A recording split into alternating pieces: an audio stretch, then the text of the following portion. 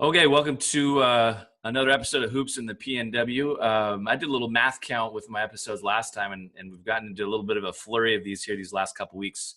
So I think we're growing up on maybe 8, I think, at this stage, 7 or 8 at least. And these have been great. We kind of had a little bit of an emergency one with Dan Taylor this weekend, and we really felt like it was urgent to talk about this Black Lives Matter movement and how to approach it as coaches and so on and so forth. And I put that episode out on Tuesday, whereas traditionally we've been putting episodes out on Fridays. I wanted to kind of put one out midweek. And then tomorrow we'll post one with Jeff Wilson from Lake Washington High School, who I got to chat with over the weekend. And then this coming week, and obviously our guest today is going to be GC Hillburn, who recently took over the Pacific Lutheran University head women's job. Has quite a rapport in this area in terms of the club scene and from where I know him, specifically Kentlake High School. And so we're going to get into a little bit of his history and his background. But I wanted to branch out beyond just those necessarily in the high school game, but those that might even have aspirations of trying to get into the college game. Because I know I certainly have. I kind of made a push a few years back, and now I'm kind of locked back into Lake Stevens here for the foreseeable future. And so he and I go back a ways and have had some great battles, and we'll get into a couple of those logistics. But I'm really excited to have him on board as he's taken over a program that has really kind of seen a nice rise in success. And so I'm certainly looking forward to seeing what they bring to the table. And we're certainly really excited to have GC on board. So welcome, GC. Well, hey, Randy. How are you? Good. Glad to have you. Let's get into some background a little bit. So I know you from your Kent Lake days. I know you've been out in the club scene, so you can certainly speak to that. But can you give us some history, some background, maybe of you as a player? Anything that can kind of maybe get you to where you are today would be great if you'd want to share that with us. Okay, background. Well, one, the shortest part of this is going to be me as a player. In the words of a good friend of mine, Keith Wasberg, GC was really good at setting screens and taking charges. Unfortunately, the game demands more than that. Yes, yeah. I was somebody, I think, that when I was a player, I knew I was destined to be a coach just because I couldn't do very well, very frankly. Yeah. I was actually a better baseball player in high school. Okay. But I come from a family of teachers. Both my parents were teachers. Dad was a shop teacher. My mom, special ed, and then was a counselor. And I think I always knew that I was kind of doomed to instruct or lead in that way. And so I actually started coaching right out of high school. And I ended up kind of choosing to go to Northwest University because it kind of allowed me to stay in the area. And around that time, I took JV jobs, basically, JV boys, JV girls jobs, wherever I could find one. While going to Northwest, and then got involved with the Emerald City Basketball Academy. Yep. Which got me involved in club basketball. It was funny. I felt like, good friends of mine to this day, Mo Hines, Ross Fernley, Keith Wasberg, like all those dudes, we kind of started up. Keith was there a little bit longer, but we'd all kind of started up kind of around the same time. And through that club scene, just did club basketball for the longest time. Actually had the opportunity to work for Roger DeBoer, who had a huge impact on me when he was at Seattle Christian. And then ended up starting kind of my own club program with the help of the Stoles out here in the Kent area. Through that, got my first girls coaching job at Emerald Ridge High School because a lot of those kids were involved in my club program. And that kind of came open at the right time. Just story about that. I was actually working at Costco corporate at the time and had a really, really solid, nice job there for a while. And it must have been like my second year coaching at Emerald Ridge where I decided, I really am not getting a lot out of this. Like, I want to do basketball. And Right. so I actually resigned from that job 2 weeks before November 15th of that first year. And then ever since then, I've really kind of been able to just kind of support myself and support my family, just doing basketball stuff. And it's kind Nice. of been crazy because I don't know that I necessarily had the greatest plan when I did that. I just kind of Right. knew this is what I wanted to do. Now, did you Yeah. open up Emerald Ridge in terms of the girls program there? No, it had been Emerald Ridge had been around. Oh, I want to say it was right around 10 years old at the Okay. time. Okay. But it was still and it still is to a certain extent like the newest school like in Right. that Puyallup school district. Right. You know, to this day, like I swear, like one out of every three people I meet from Puyallup is, or even that Sumner area is like, yeah, I went to Puyallup High School. I'm like, oh, okay. Yeah. Haven't really met too many Emerald Ridge grads yet because they're all still younger than me, I guess. Sure. But no, and actually, funny story. The new golf coach at PLU that just got hired as well. I was talking to him. He's like, "Oh yeah, I remember you because I was at Emerald Ridge when you were the girls coach there." And I'm like, Nice. "Oh boy." Yeah. Yeah. So yeah, Yeah. yeah, um, And yeah. then Kent After Lake, Emerald Ridge, and then Kent yeah, Lake shortly yeah. My bad. thereafter. Yeah, yeah. So Emerald Ridge. Then I went to George Fox. Was at George Fox for 3 years, and There then you go. Right. yeah, wanted to kind of get married and start a family, and that meant kind of coming back home to Washington, and that's what got me to the Kent Lake job, and then was there for 3 years, and then just finished my second year as an assistant at PLU, and going into my first year as a head coach. Love it. Now, Yeah. has your path, I mean, in your when you kind of made this basketball commitment, has your path ultimately wanted to lead you to the college game? Was that something that you were kind of destined to keep going or shooting for? Um, yes. If you would have asked me when I first started this like a long time ago, like I wanted to be head coach at some big time D1 where like Sure. almost the type of thing that it would have meant more to other people than it would have to me, if that Sure. makes any sense. Yeah. Like I'm the head coach at, insert big school here. Right. Right. And credit to a buddy of mine, Ross Fernley. He actually said something that actually really kind of started to change my mindset. He said, but my goal is to just be able to make money coaching basketball, to be able to support ourselves coaching basketball. And when I remember when he heard me, when I heard him say that, like that kind of changed my mentality a little bit. Like all of a Sure. sudden, it really doesn't matter. It really doesn't matter like how quote unquote big time the job is. Like, are you able to coach? And is that what you're able to do? Right. Like, Right. you know, are you having to do a bunch of other stuff, wear a bunch of other hats just so you can coach, or are you able to tell people like you're a college basketball coach Right. or you're a basketball coach and that's what you do? And Sure. so I would tell you that initially it was be the biggest, baddest, whatever you could be, Yep. but it's really changed to like, can I find a place to make my own, Yep. to just be a basketball coach, Yep. No, I you know? love it. Yeah. No, Yeah. it kind of goes with that expression that I've heard that, wherever you go, because, you can't foresee the future. You need to make that location as big as you can make it, and wherever you're going to be. And Are then you if, talking about are you talking about make the big time where you are, Randy? Is that what yeah, you're talking about? yeah. You know who said that, don't you? No, who said it? It was PLU football coach Frosty Western. Well, what a great connection then. Perfect. Sorry, I'm getting better And at segues. yeah, and look who, and he's a master of that. I mean, think about what Absolutely. PLU football is, notorious for in this area, and certainly Frosty. And no, it's so true. I mean, I think that those that really invest the time, you can't get so hung up on necessarily the end goal if you don't take care of what's in front of you currently.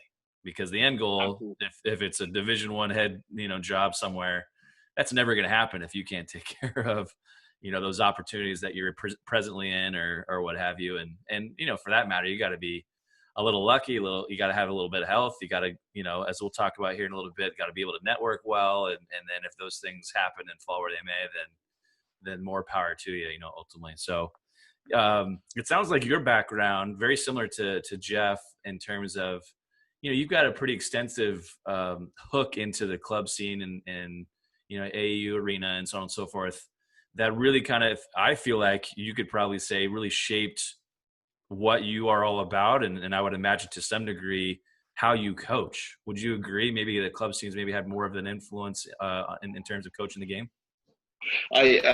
No question.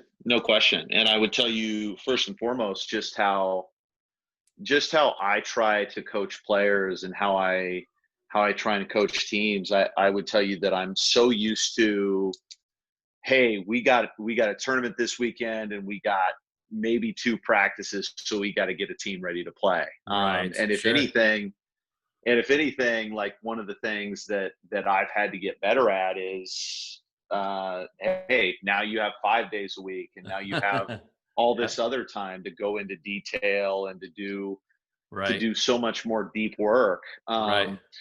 With that said, though, I also think that from being a club basketball coach, it gave me such an appreciation for what your players, very frankly, are actually responsible for. And I'm actually very thankful for the fact that coaching club basketball, you actually couldn't be that complex with what you were doing. Yes. And so it really shifted my focus to say, okay, what am I doing mindset wise, in-game coaching wise, practice wise, skill development wise, to just get the best and the most out of each individual player? How am I going to develop them? And very frankly, it's probably where all our focuses should be anyway. Right. And if anything, just I have this great appreciation for club ball, making me be such an optimist about what every single player is capable of doing, and what their strengths are, and seeing those strengths and those bright spots beyond what limitations they might have, and really figuring out ways to emphasize those things and get them the best they can be at those bright spots when I don't have time to figure out all the ways to necessarily cover up or sure, like put in set plays that'll work every time, that kind of thing. That's the biggest thing to me that club ball has taught me, and I'm just so thankful for that. Yeah. No, and I would say too, I mean, if you really think about the type of athlete and player you get to recruit at PLU, you really have to look at recruiting, I would say, from that angle.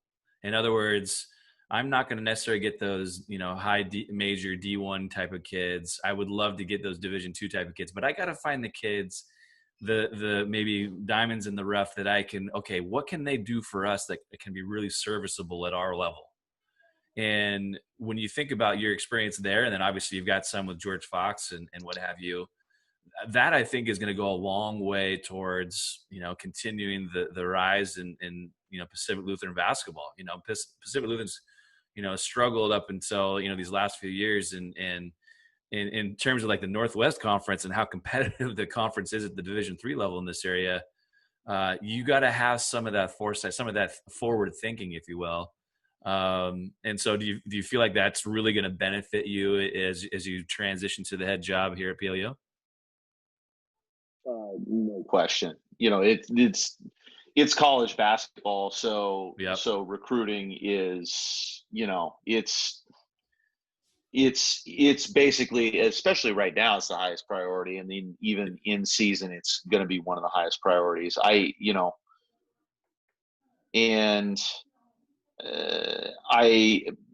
Just with some new assistants that I've hired who really haven't recruited or haven't like evaluated from club ball, like a lot of our conversations right now are, okay, how can we train our eyes? How can we standardize exactly what we're looking for in terms of who's going to fit here and who's going to fit our program? And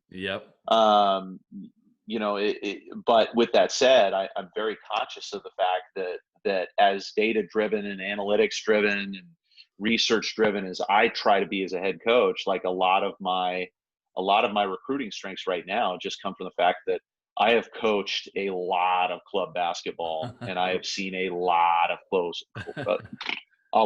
club basketball, and there's Yep. just Yep. there's going to be reps that experience has afforded me to know, okay, this person could fit here, this person could fit here. Right. And I would tell you furthermore, I'm really excited about the fact that I feel confident about the style of play that we want to have. And one of the cool things about that style of play is we have some pretty clearly defined roles that I can now say, okay, instead of trying to fit, this square peg into a round hole at the high school level, which we all have to do, Right. Like I can really identify, hey, this kid can play this spot for us. Sure. And we not only will she be good in that spot, but her strengths play into that. So sure. No, I love it. That is the unique thing about, and what intrigues me about the college game, and that ability. I don't think you can be in the game very long if you don't love to recruit and evaluate players. And in that respect, at the Division III level, and maybe to some degree even the Division II level, you've got to maximize your time by having that understanding. Like you said, you've seen so much club basketball. You have a really good idea of the type of kid that, one, you need, and two, you can find in an efficient fashion. You can't be out on the road wasting days upon days upon days. You're going to need all those connections and insights, and then of course those eyes. With the amount of basketball that you've seen and been a part of, that can maximize the efficiency in which, okay, hey, here's our snapshot of kids that we're interested in. Let's go get them. Really, really good stuff. I really feel like, and I would be interested to kind of hear your thoughts, especially in the Northwest Conference. And it seems, certainly the strength of Division III basketball is kind of gravitated up here to the Northwest with George Fox, with Whitman. You guys were just, I think, a game out of fourth this year, if I look correctly. And then, of course, you look at some of the success that some Division III coaches have had moving on to their own programs. Scott Ruick, of course, down at Oregon State from the George Fox family. And then Michael Meek this year. I mean, holy smokes, first year taking the Portland job and qualifying for the tournament and so on and so forth. These are the kind of things that we're seeing up here. Can you speak to the type of play that you see at the Northwest Conference, and certainly just maybe the competitive nature that the conference is all about? I think one of the things that just my time in this conference has really taught me is just how good the other coaches in this conference are. And, right. Yep. You speak about, you talked about Ruick and you talked about Meek, and there are several other coaches in this conference right now that I think if they were to get a shot at the Division I level would have success. Cause sure. If you're a D3 coach, you got to be able to coach. Right. Yeah. And I don't mean to throw shade on anybody at a higher level, but sure. But I just know that the coaches in the Northwest Conference, some of them have high school backgrounds, a lot of them have NAIA and D3 backgrounds, but I know that at this level, you really got to be able to coach. Yep. And you've really got to figure out how to do the most with what you got. Yep. And I am so thankful for the preparation I've had in terms of club ball, in terms of being a high school coach. And then I've been in a lot of places where I've learned from a lot of people. Coach Meek is obviously one of those people. And Jen at PLU is also somebody that has taught me a ton. You flat out have to be able to coach in this conference to have success, because it's honestly the analogy I try to draw to a lot of people is it's a lot closer to college football than it is sure. What people would think of basketball wise, just because of how much preparation we get in terms of, like, we do play 2 games a weekend, but we've got an entire week to prepare for each other. Right. And it's one of those things where every game we play, like, people know our personnel. They've Yep. adjusted to it. Yep. They've adjusted to things we're going to run. They've adjusted to style of play things. And there just isn't a team in the conference that I look at and I'm like, yeah, they're poorly coached. Like, that just isn't the case. Right. And I think that's, I think that's a product of just the situation. I think you have to learn to do the most with what players you have. I really Yep. do. Yep. No, it's pretty fascinating because you deal a lot with that, at the high school level, especially I guess at the public school domain. Private schools maybe have a little bit of an advantage there, but it's year to year, and especially where you live and how big of a school you got. And sometimes it can be a lot longer than that because depending on the community that you live in, that's certainly got a lot of things and factors in play, and maximizing what you get when you get it. You just don't know from year to year, what's going to transpire. And especially this day and age with kids, it seems like moving freely, better maximize what's in front of you at the time. Now, I think one of those areas, and certainly, maybe doing a little bit of a retrospective look at your career, and obviously where I got to know you the most is, your time at Kentlake. And I, was fascinated with, and you had mentioned, having that ability to maximize the return on the types of players that you had. And I really felt with the program that you had those last couple of years that you did that. You had pieces that could do limited things, maybe weren't necessarily the most talented, although you had a couple, but you had girls that really served certain roles, and you played a particular style that fit that particular group well, and you did it well. And so I want to speak to, I always tried to kind of equate, Kentlake and what GC is doing. He's playing 2-3 zone, and, it's pretty methodical, and these girls do this. It kind of fits right along with, what you've been talking about. And I think to some degree, maybe that same approach at, Division III and PLU level. But talk about, is that, kind of just that MO that you had with Kentlake at the time with those, young ladies? Because I really felt like, if you were to stack up the airport squad, as I like to say, I don't know if a lot of people are going to get that impression from those groups. Do you know what I'm saying? Yeah, I do. And a couple things with that. One, thank you for that compliment. And that is a compliment that I think to us as coaches, like, means a lot. Man, you're really doing a lot with what you have. Yep. I would go a step further and tell you, because that, very frankly, that's a compliment I received for some of my teams at Emerald Ridge as well. And one of the things that I've always tried to remind coaches who told me of that is, thanks, we've got some great players. Because one of the things I would want to make sure, I would want to, man, just at Emerald Ridge and at Kentlake and PLU and George Fox, like, I have coached some very, very smart, good basketball players, players who love the game, players who are very smart. And it's so funny to hear you say that, because when I was at ER, we were a team that pressed, played high possession, did not zone at all, played almost completely man-to-man, had one kind of ball dominant scorer that shot a ton, that scored a ton. And then when I went to Kentlake, we did not press, really. We played zone, ran ton of set plays. Yes, you did. Actually played high-low through our bigs a lot. Yep. And it truly was a product of me just saying, this is what I think's best for us. Yep. And but then in both places, both ER and Kentlake, those kids deserve all the credit in the world, because I think there are a lot of high school coaches who have great plans, who can look at teams and say, man, if we ran this, we'd be really good. Yeah.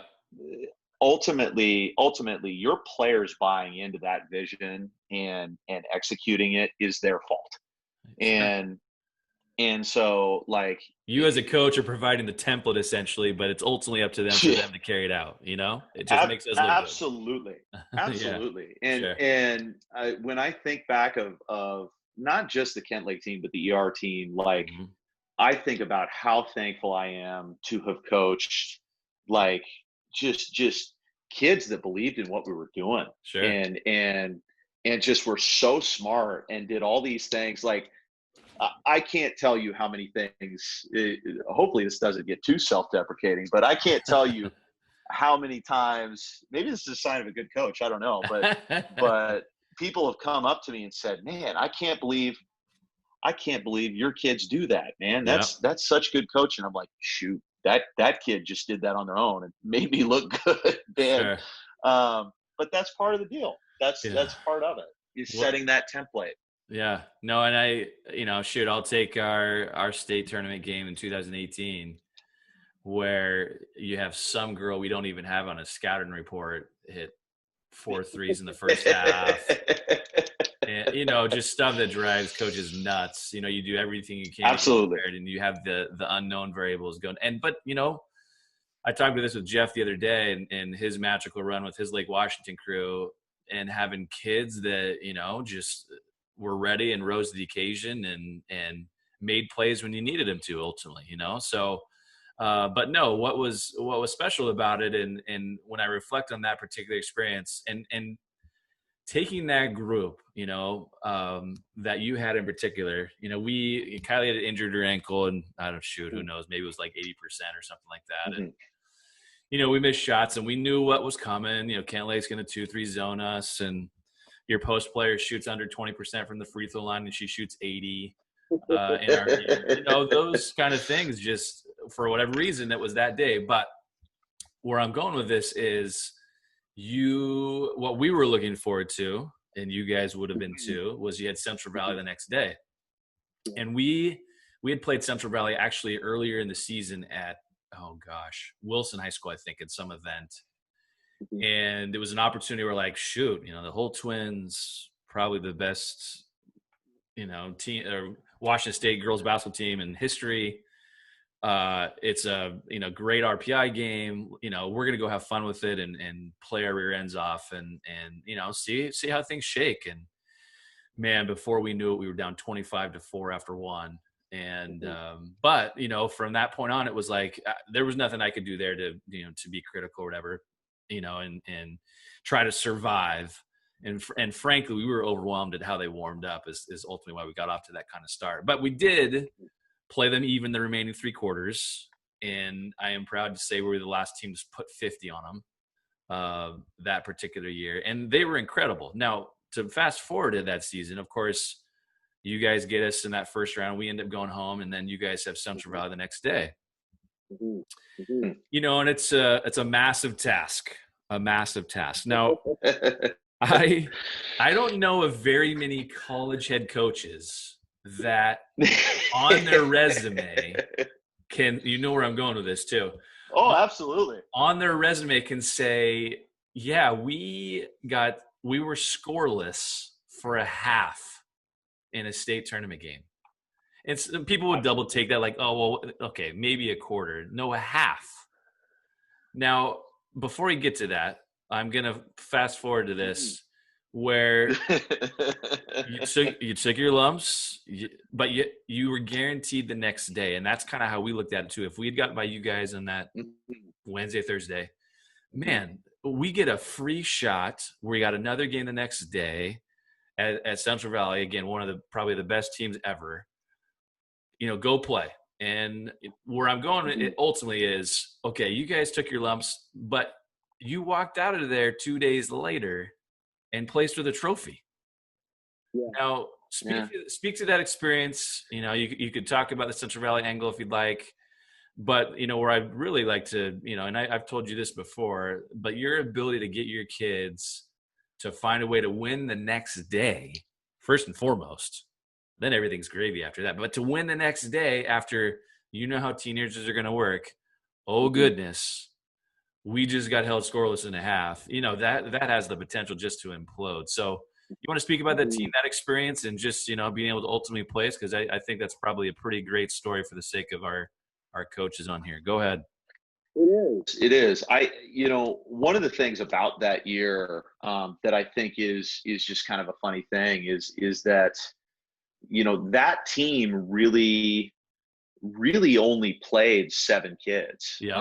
That Kentlake team, and actually, it was the same core group that I had, since my first year there. And I know that I still remember going into our first league game against Hazen that year, being just scared to death. Like, yep.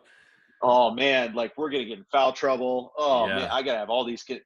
And to those kids' credit, one, chemistry wise, they really figured some things out in terms of, okay, this is my role, this is Yep. what I got to do, Yep.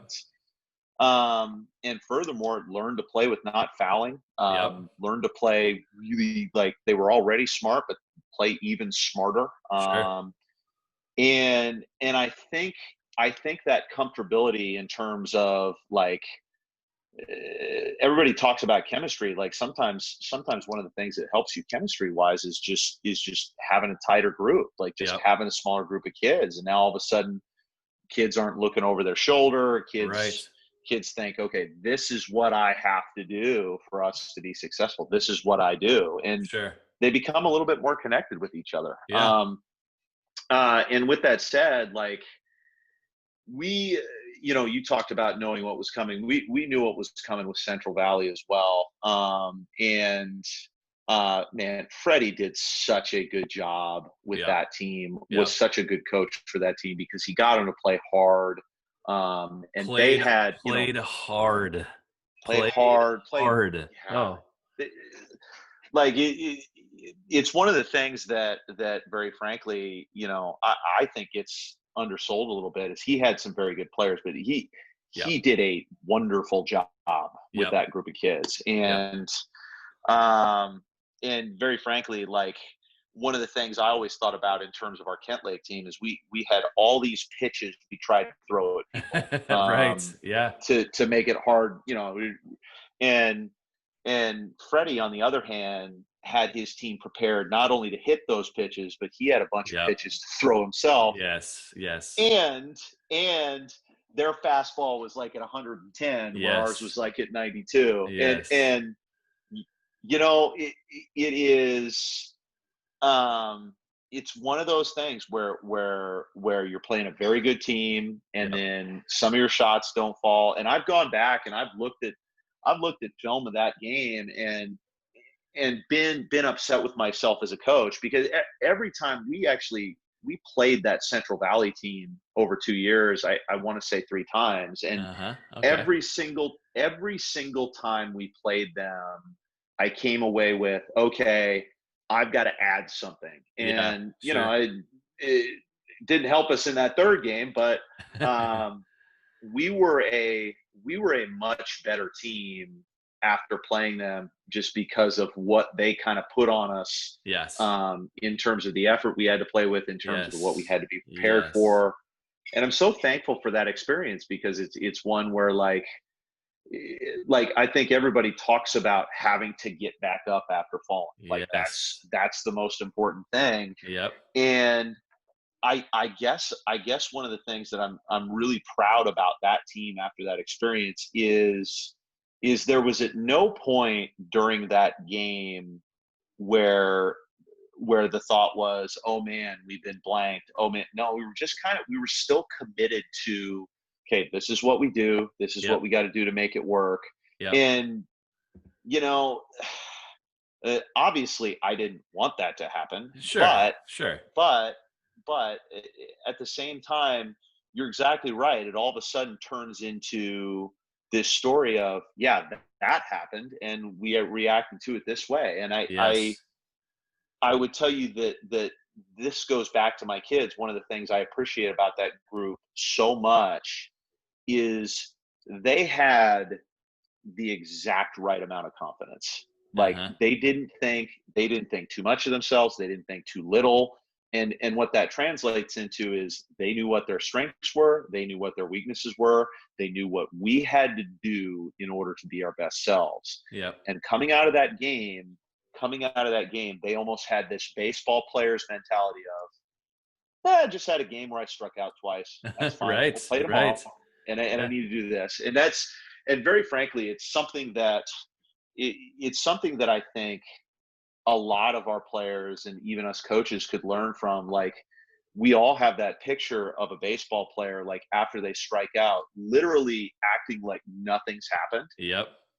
Yep. And again, I'm kind of revealing my baseball roots. It's one of the things that I'm grateful for baseball for teaching me is you have to understand how to handle failure. Yep. Because in baseball, of course, it happens so much. Yep.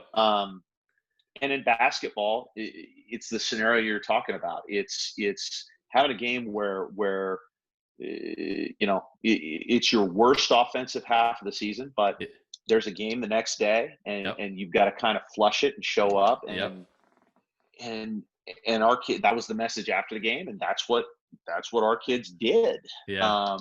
No, I love it. And And played the baseball very well the next morning. Yeah, go ahead. In the baseball reference, we hear this all the time. Hey, you're really good if you are successful 30% of the time as a hitter. You're really good. Yes. Even if you're 20% of the time, okay, you might be able to find a niche, but you better be able to do something else. But, that's the kind of thing we're talking about here. And they have to have that game face of not too high, not too the even keel, and again, that ability to flush and again, move on to the next day. And then ultimately you guys were able to cap that with, looking at this perspective. Okay, hey, we won 3 out of 4 games here. We placed. The team we got beat by is, again, one of the strongest teams in our probably state's history. And just that ability to, kind of reprioritize. Okay, yeah, that really stunk. But, I think you hit it right on the head. And I would totally agree with that assessment in that the right amount of confidence, not a group that overthought about themselves, but also understood, hey, we need to play a certain way. We need to have things break a few ways for us, but we also understand what we're capable of and what we've got to do. And if we can do those things, ultimately, we're going to have the success that we're capable of.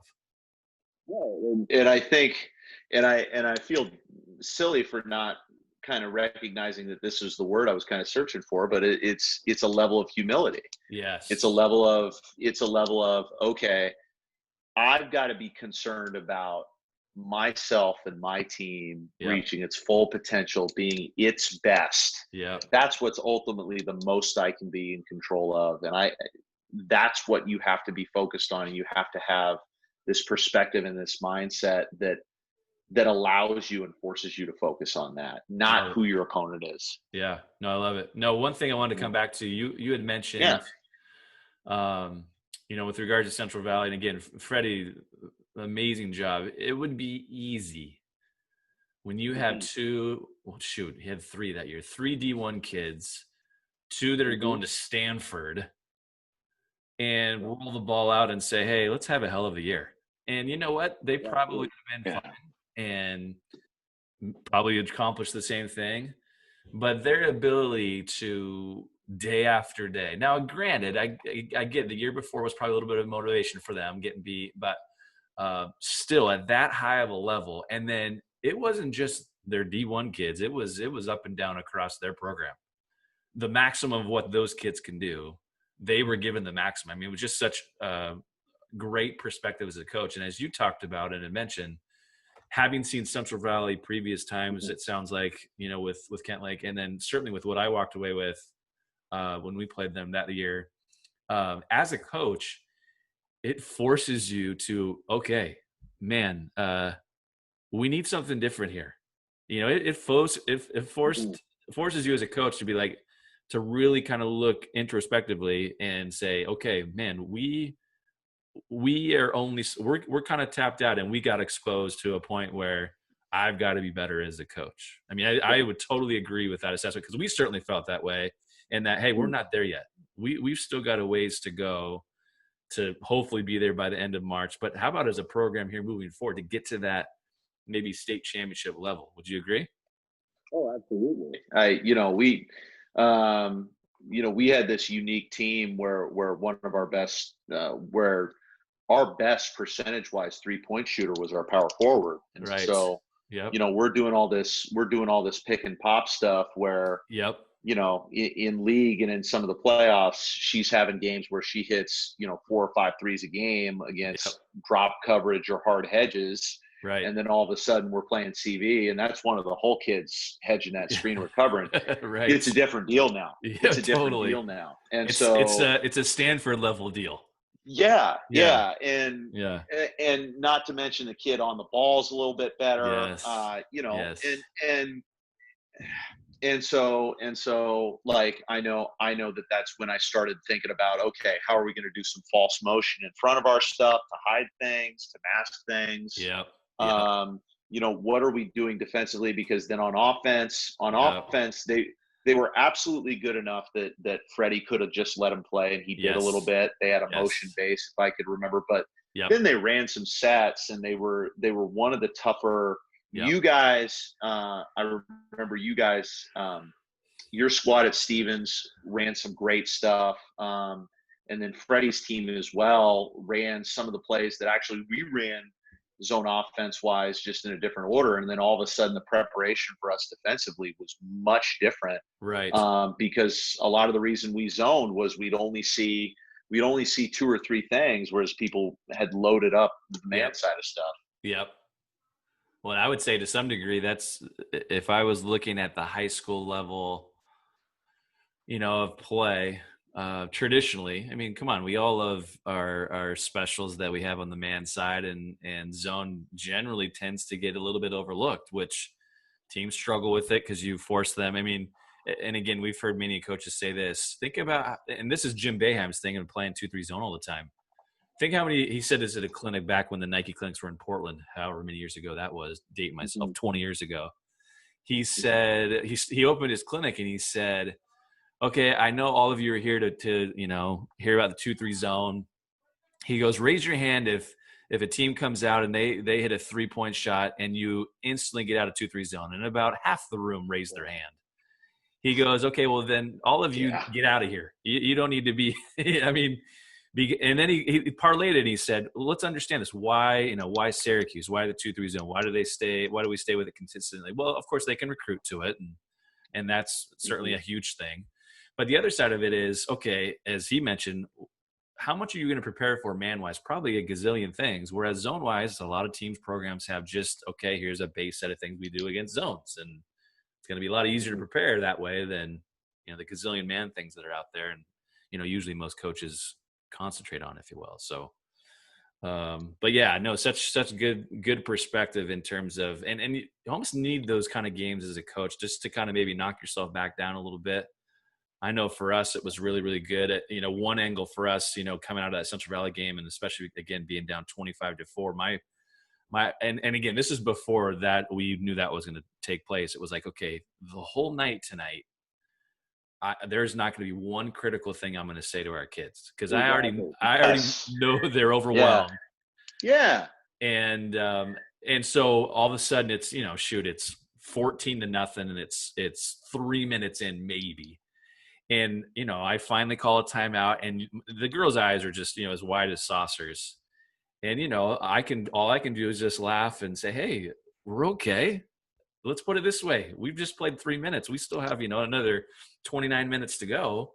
We're going to be okay. Let's stick to things that we talked about. And it was about getting downhill with them and ultimately trying to get them in a little bit of foul trouble and get to the free throw line. And eventually, once we started to do those things, we found our way. And as I mentioned, finished even with them the last 3 quarters. It was just, it was over after the first. But again, it does, as a coach, you need that as you get older and older and more involved with the game at different levels, high school level, college level.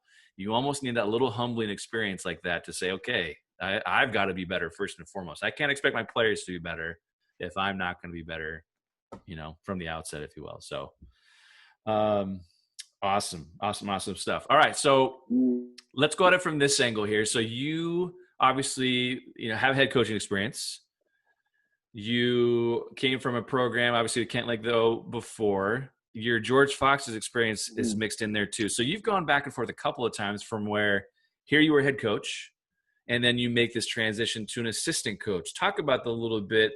It seems like you've obviously adjusted to it, really well, and obviously now you're back to being a head coach. But what's that experience like from going from like a head coach to an assistant, if you will? Do you want to speak to that? Yeah. One of the things, this was another thing that club ball taught me a little bit Sure. is how to do everything just by myself. Right. And one of the things I know that one of the things when I transitioned from being in Emerald Ridge to George Fox is I came in with this mentality like, wow, where do they get a load of me? Like Right. I'm gonna be a big help, let me tell you. And then, Yeah.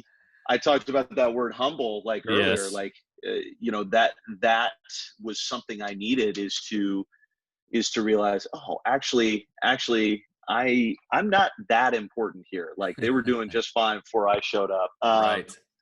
And um and that was actually I still remember when I first made that move, and I talked with a lot of people about that. They were like, man, how's that going to work if you're coaching with Mike? You're both like super intense. And Right. Yep. that I changed, my demeanor changed a ton when I was the assistant on the bench with him. But it's another experience that I'm really thankful for, because it taught me how um, it taught me how to, how do I put this?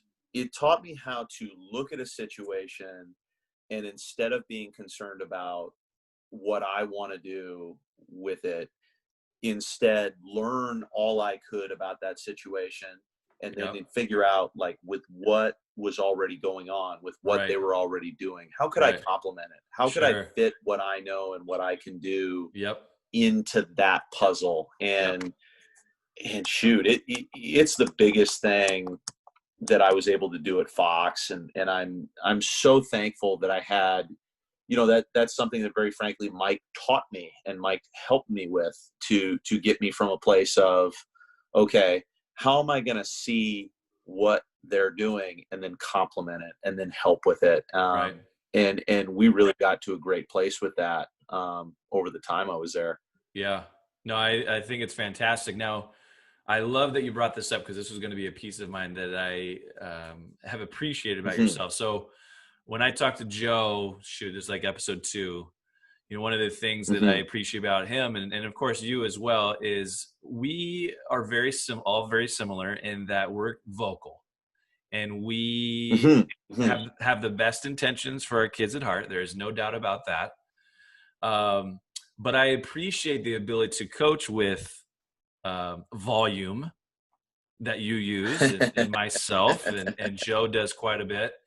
And it doesn't get construed necessarily the wrong way. And I can confidently say that, anything with volume for me, as I've said many times, if it ever became personal, then that's when I got to get out. That's my cue that I got to get out of the game. But I Mm-hmm. also think it shows, our young ladies that, hey, it's about you and being invested. And if that means volume, it's because I'm passionate about what I do. Can you speak to, has anybody said anything about your energy, your volume, that I think it's a great thing, but I fear, I kind of told Joe this, that, I wondered a little bit how his, his families or parents or his kids kind of, how did they relate that first, couple of years he came in? Has that always been kind of a staple of how you've coached, is with volume? Not that it's a bad thing, but what do you think? Right. It's so funny that you asked me that. So one, I've matured a lot, and Yeah. I think every coach can say this, like, Yeah. the way I was at one point in time is much different than where I'm at now. I Sure. know that, but even with that said, um, it's exactly the same thing. And like, I've actually had players like step up and say things to other people, like, you hear what he's saying, right? Right. Like you hear that he's actually like positive with Yep. everything he's telling people. And, Yep. just like anybody else, I get animated. But when I'm animated, it's never anything personal. And I think it's warranted. And I think one of the things though, that I've had to realize is that when I get animated, like my volume level's like 20, where for everybody else it's 10. Right. To be very frank with you, Randy, like I know for a fact that there have been jobs that I didn't get because of Sure. people's impression of Right. how I am. I know that it's funny because I think that's important too. I think there's an energy that my kids draw Yep. from me. I had somebody once say, "Hey, did you play like that?" And I'm like, "Yeah, I Right. did." But I would also tell you that one of the things that I think I've added as I've gotten mature is even though as a game coach, like there's that urgency that I want to have in terms of just making sure my team's organized and giving them things that I think can help them and encouraging them and being Yep. enthusiastic.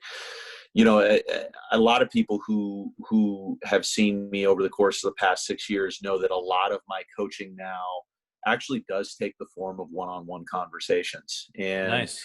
And just as much as, it's weird to say this, but I think it's the most appropriate term. I know that part of my brand as a coach is I'm super passionate and super loud, and people know that about me. But I also would tell you that part of that has been the balance of, like, when I really have some information that I want to get through to a player, or I really want to quote unquote coach them, like the stuff that's beyond like, let's run this play Yep. versus this defense. When it's something like that, like getting really close, getting really quiet, and having a conversation that truly is just me and that player. Sure. And I think it's something that coaches see that I Yep. think a lot of other people don't see. Right. Yep. Agreed. And I wouldn't, I think one of the things you're talking about with this is people only get a snapshot of how you are in this game, Yep. in this moment. Like, have they seen your team play before? And I just know for me, while that's how I am, and my players have loved that's how I am. I think a lot of people take that snapshot, and it's the one thing they remember. Sure. And there's so much more. You know this, like it's how are you communicating in practice? Yep. How are you communicating outside of practice? Like, Yep. what are your one-on-one meetings that are away from the court like? And Yep. I would just say that that part of the reason that I'm that way is that my kids know that that's genuinely me. Yep. It's not out of some idea that if I don't yell, they're not going to play. Like, this is kind of how I am. Right. But And it's not like you're putting on a show. Yeah, You know what I mean? exactly. For others or anything like that. Yeah. Yeah. And furthermore, like, I think there's this element to, like, the relationships I have with them are at a certain level where Yep. we kind of get each other on the level of, like, yeah, he's yelling, like, that's just how he is. Like, that's just, like, and there's the practical part of it where they're like, okay, like, it helps that we can actually hear you. Like, thank you for that. But there's also the part of, like, just getting to a point where, hey, I'm going to coach with a big motor. You're Yep. going to play with a big motor. Oh, I like it. I like it. And I think that's something Meek told me, by the way. I can't take credit for that. I like He that. told me. I'm gonna write that He told down. me I That's coach good. with a big motor. Yeah, and it, I just think that's one of those things where people always see that, and it's a superficial thing that they see, like, in terms of, well, he's that way when he coaches. Well, what do his players say about them? Like, what Right. are his relationships, or his or her relationships with their players? And are they at a point where they're just in something together battling, and Right. that's just how it looks? You know Yep. what I mean? Yep. No, I love it. One thing I think is really critical there that I think brings a ton of value to certainly how you coach, and you had mentioned how those how important it has become for those one-on-one conversations and Yes. relationships with your players. And I think that's critical because if those are in play with players in your program, and that precedent has been set, and there's that one-on-one back and forth between you and that particular player, then you're able to coach with that particular motor, because I think there's going to allow that situation, if if something happened or was said, you can actually come back to that in a one-on-one conversation, because you've already established that trust between the two of you in a semi-formal, formal way, but just the two of you. And that gives that approach, whether it's loud and proud or what have you, that much more validity. And again, that better understanding of, like, a kid can say, well, hey, I know where this is rooted. Whereas an outsider who has, again, as you had mentioned earlier, maybe they've only seen you at a game, doesn't really know kind of the relationship and the perspective that maybe the players are going to take that, if you will. I love that. The other big thing here that I am a big fan is loud and positive, or quiet and critical. So like in-game coaching wise, if I'm thinking about a kid and it's going to be loud and proud, loud and positive. But if I got something critical to say, it's going to be, a librarian conversation out on the floor, and not the other way around. Whereas, let's go to a couple of club tournaments here, and let's just watch coaches and how they interact with players. You're going to see a lot of the loud and critical, and maybe very minimal of the positive things that help positive reinforcement and so on and so forth. And I think that's maybe where being loud gets a little bit of a misnomer. You got to be very intentional about what you hear, as you had mentioned earlier too. What's actually being said, really from a positive place, if you will. So something to kind of, I think, keep in mind as a coach, something that I always try to do. The one caveat, I'm going to throw a little hook in here, is if I say something, oh gosh, I can't even think of something off the top of my head. If I say something critical, I will, say, hey, you got to go get a rebound, whoever it is, or I'll say, you got to get a rebound, love. I'll always end it with love, or as a noun, if you will, in reference to the person, whoever may have made the mistake or something of that sort. My frustration may be in my tone, but what I said is from, okay, I'm frustrated, but I still love you. It's kind of that I still have that, okay, you got to go do better next time. As much as I want to say something else, I'm still coming at it from a positive place. And that's an intentional thing from my perspective anyway. Well, you said the magic word, which is, are you being intentional about exactly how you're communicating, exactly what you're saying? I know, every coach who listens to this, like, I would strongly suggest, like, look at the structure of magical feedback from the culture code. Like, really look at that and evaluate yourself. In terms of that, that's had a huge influence on me. And then just, I've actually shifted to a situation where I know I ask a lot of questions of my players to kind of lead them to figuring things out on their own. Now I also know I don't want to make it sound like I don't tell my kids what to do, like, as part of the instruction, but I would, what you just said about being intentional, because you're also a teacher too, Randy. And so, you know what this is like actually teaching somebody or someone teaching somebody something, or helping them or guiding them. Like, that's just it. Like, the idea is we want them to get it right, and we want them to get it right because we want them to realize their full potential. And so that's the relationship part. And then also that's evident in how you communicate with them. All right. Yep. No, I agree with that entirely. Awesome.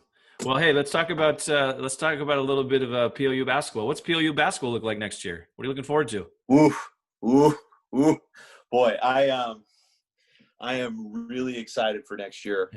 Just because I for obvious reasons. Like, I'm so thankful that I had somebody like Jennifer Childress lay such a strong foundation in the returners that we have coming back are very skilled players. And I would tell you that's one of the things I'm most looking forward to, is we have a lot of kids coming back where I would tell you the league, very frankly, has graduated a lot of talent. Okay. So an opportunity there. Yeah. We have 8 new players coming in between transfers and between transfers and first-year kids. Funny enough, one of them's the point guard for that Central Valley team, is transferring in from Concordia, and I'm really excited to get to coach her, as well as the other freshmen, the other first years and the other transfers that we're bringing in as well. Good. We've got a lot of ball handling, and so I want to try and play faster. I want to try and play with 2 point guards, which nice. Yeah, I'm saying that now in June. Like, remind me I said this in December if I'm like, yeah, we had to go back to 1 point guard. I don't know. But I know that I want to play fast. I think defensively we have enough athleticism on the perimeter that I want to pressure a little bit. And just play a higher volume of possessions. Yeah. Love it. Well, good. It sounds like, I said, you had some momentum obviously building up from last season, and then, obviously with the opportunity ahead, and obviously with some fresh perspectives and faces, I like the momentum that's accruing down there. So that's good to see. In terms of team things right now, obviously we're all limited. What kind of team things you got going? You got any ideas for us that you're kind of mixing it, at least with what you're capable of doing at this juncture? What do you got? Okay. So with what people can do right now, right? Yeah. Okay. Are you Zooming? How are you contacting your kids? Are you able to? We're Zooming. We're Zooming, and I tell you, one of the best things we've been doing is, and this was not my idea. This was one of our players' ideas, but we did 2 things that were a lot of fun. One, our players are kind of in little groups of 3, and Gotcha. what they'll do is every week they'll prepare a quiz with like funny pictures on who do you think this fact is about, and so it's an excuse for us to kind of get to know each other a little bit better, and also just display hilarious pictures from our childhood, like for everybody to see. Yeah, I like it. Yeah, that's been actually awesome. The other thing, we've actually been playing a game. Well, we're going to play a game where you have to send in a picture of like your most used emojis, and we have to guess whose it is. Like, we just post them randomly. Nice. Okay. So hopefully that's the type of content people come here for. Of course. This ideas like that. Hey, you need at this juncture, Sarah Goldie Eastlake, there's a big group message of us coaches around the state. She had sent a message out right before we got started today. And she said last night for them, they had this virtual pizza party with, some sort of games or activities that they, were trying to do and mix in. That's kind of been their summer basketball at this stage. So, right. Hey, we're all trying to come up with something that's crafty and trying to make those early connections, if you will, because ultimately a lot of, the off-season stuff leading into the season is about, establishing, okay, hey, what does this new thing look like here moving forward? You want to get some of that awkwardness out of the way and some familiarity with teammates and coaches and all those kind of good things. So love it. Couple more. I, again, really appreciate your time today. It's been awesome. Now, we ran into each other a couple weeks ago on Coach McCarthy's little clinic there. Yeah. Run and jump stuff, or what was that? I even forget. Oh no, it was amoeba stuff. And I thought he was fantastic. You talk about a quick turnaround for a program. Shoot, he's done a fantastic job up there. How do you beyond maybe those? Well, it seems like all of us are kind of hopping on these virtual clinics. It seems. How do you extend your learning as a coach? What are your go-tos?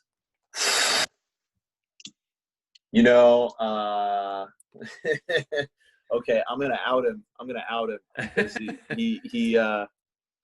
he really helped me out with this. But my buddy Mo Hines, back when he was at Wazoo, go Cougs, hooked me up with his Synergy login, and the rest is history. The rest is history. Let me tell you, I can't tell you how many programs and how many coaches like I just watch teams on Synergy. When I talk to other college coaches or other coaches, that's one of the things I try to ask them is, hey, who should I watch on Synergy? And that I do that a ton. Especially one of the things I've really enjoyed doing is watching some of these webinars and hearing coaches explain, like, okay, this is the plan, and then watching on Synergy and seeing those things actually show up and getting an understanding that I didn't have before. Sure. With that said, I got to tell you, like, it's been so amazing, like, how many different resources there actually were out there. I was talking to a friend of mine that's been presenting on some of these, and he actually used the phrase, "Yeah, these two guys are rivals in the Zoom basketball webinar space." And I'm like, that is a sentence that would not have been a thing like 3 months ago. Exactly. And right. yeah, it's just funny. If anything, very frankly, I'm worried that I've taken in too much. Yes. Like, you and that's, I think Neighbors has been really good about always saying, okay, like, can't take too much. Gotta find just the things that are going to be the most applicable to your stuff, and no paralysis by analysis. Yeah, no kidding. But I know, I'm fortunate right now. The best recruit I ever landed was my wife, and she is very tolerant of all the basketball I take in. Love it. Speaking of wives, I would say the same about my own. We know that without our basketball wives, there's no way we'd be doing what we're doing, and it takes a special woman to be able to kind of put up with the 24/7 that is hoops, whether it's high school, collegiate, whatever level that you like to coach. And if you have a passion for it, sometimes it kind of just takes on a life of its own. And I think they humble us well enough to kind of remind us of some perspective. And I think, ultimately, having been in quarantine here, I think it's kind of forced that perspective. You know what I mean? Yeah, no kidding. Like, if anything, it's probably the thing I'm most thankful for is just being able to spend so much time with my wife. And when I say that, like, now, did she tell you to say that? Did she tell you to get this on the podcast? Hey, no, she actually said just the other day, she put it in terms of, oh, I love that you're not working, just because working means I'm not around. Right. Usually means I'm, on the road somewhere. And, I'm the guy cooking dinner in the house because I am, I'm such an accomplished chef. But no, that's actually been the best part about this quarantine, is just being able to reconnect and just spend so much time with my wife, who I love dearly. Yeah. Love it. That's awesome. All right. Hey, one more question here, and then we'll let you scoot.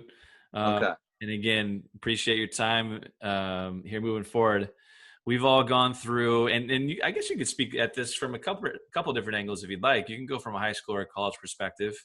But as a coach, and maybe in those couple of different arenas, maybe from your initial start as a high school coach, or maybe even your initial start as a college coach, and then of course you got back into those opportunities respectively at different junctures. What's some advice for some young coaches that are just getting started, that you maybe got you just that much more hooked to the game or wanting to coach, that maybe they can learn from, if you will?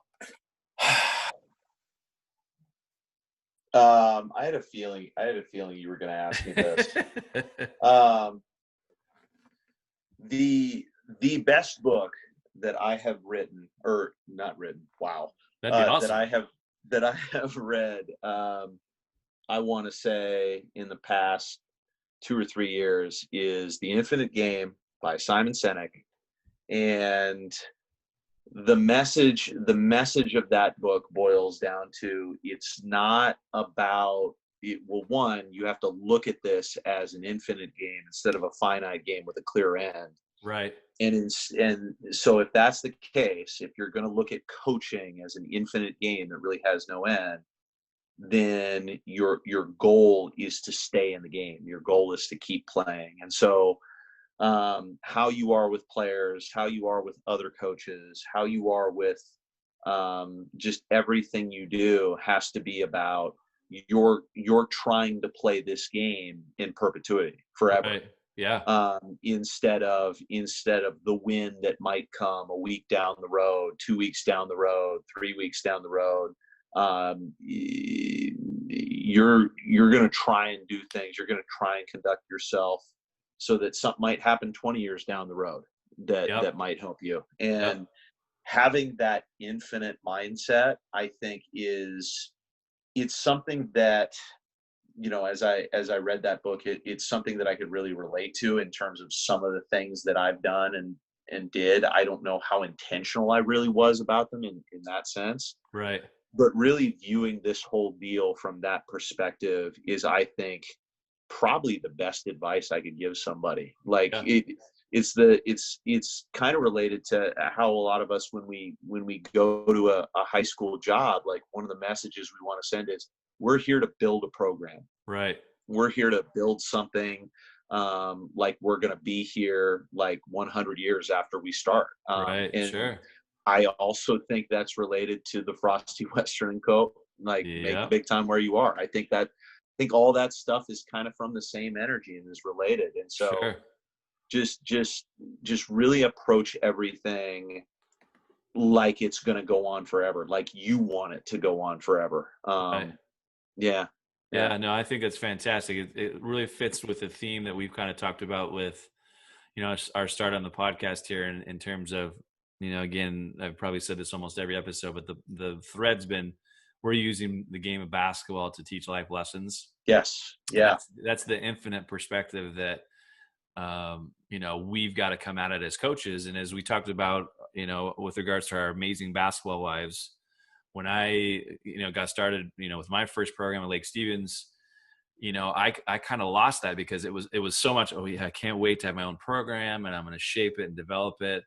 And then I got kind of too caught up in the short term and maybe to some degree just kind of like winning games, and maybe even at the expense of some perspective on, hey, I need to make sure that I'm still connected with my family as much as I want to grow our program and do things the right way. Ultimately kind of took that ebb and flow as a young coach to realize, okay, I need some balance here, and that balance is ultimately going to feed that infinite perspective that you talk about and building that program that's outside of your, let's say, inner circle. It's that extended circle that as a coach, okay, here's how I can influence that. Now I've seen kind of some of the mistakes I've made, personally. Okay, how can I take that experience and then ultimately parlay it into this perspective that, your players or your students or your student athletes can all learn from. So I love that notion. And I know Dan had mentioned it the other day, the kind of the quote that, coach impacts, a gazillion more, kids in a season than, sometimes, just individuals do in their lifetime. And man, we have such a canvas to work with each and every year with, different players and athletes. And, hopefully we take advantage of that, scaffolding that, obviously we get to use coaching, with, and obviously the game, but at the same time, we're trying to make better people along the way too. So absolutely love it. Got anything else? Just that hearing you say that and hearing you talk about that balance, just reminds me of the fact that my wife has made me a better basketball coach. She's taught me things about empathy, about listening, about, just how to think of other people that no one else, very frankly, could have taught me. And like just how you said about it fueling like the balance of your family, fueling what you're doing coaching wise, like it has made me a better coach, like just having her in my life supporting me and teaching me things. So no, I would totally agree.